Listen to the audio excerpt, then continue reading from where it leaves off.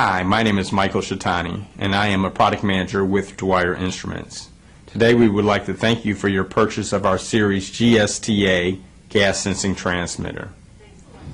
In today's video, we are going to discuss how to calibrate the transmitter as well as how to replace the sensor. In order to replace the sensor, you will need our A-505 or A-506 replacement sensor.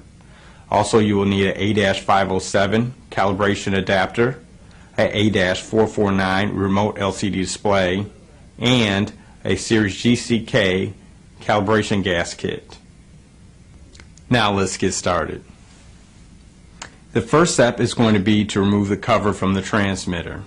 In order to do this, you will need to loosen the 4 screws in the corners of the lid. The next step will be to locate the sensor in the center of the circuit board. We will remove the sensor by pulling firmly to pull it out of the pins. Next, we will take the new sensor and we will remove the shorting wire from the bottom of the sensor. Then we will snap in place of the old sensor directly into the pins. We will wait 30 minutes for the sensor to stabilize. Now that we have our replacement sensor installed, we will add our A-507 calibration adapter over the sensor. We will be sure to snap the adapter onto the housing, and then we will add our A-449 LCD display utilizing the miniature USB plugging directly into the board.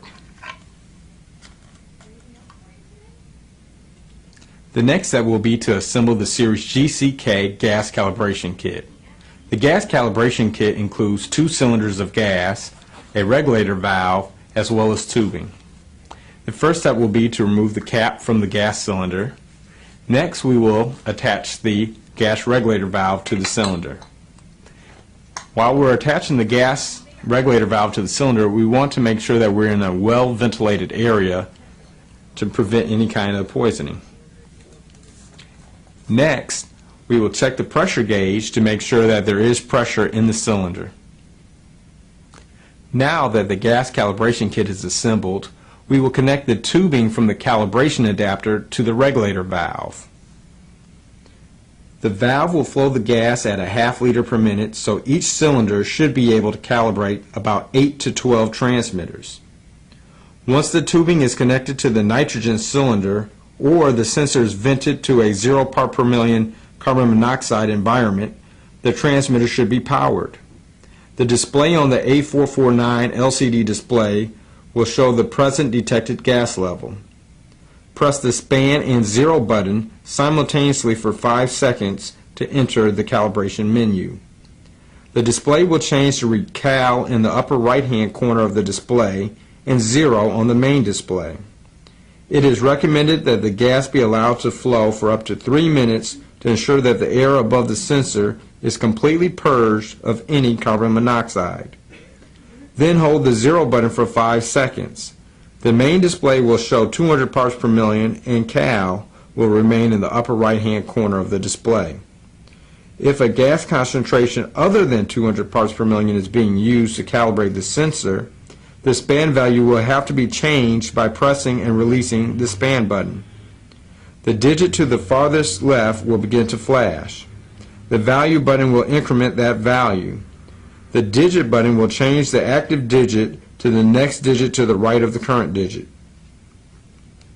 After zeroing the transmitter, we will switch the tubing to the span gas. The gas concentration should be again allowed to flow for 3 minutes at 1/2 to 1 liter per minute. After the span gas saturates the air above the sensor, press the span button for 5 seconds. The display will change to say Cal OK if the calibration was successful, or Bad Sin if the sensor is not able to be recalibrated. If the sensor can't be recalibrated, it will have to be replaced. If no buttons are pressed within 10 minutes during any part of the calibration procedure, the unit will automatically abort the calibration and return to the home screen. Now that we have replaced the sensor and completed the calibration of the transmitter, we can reattach the lid.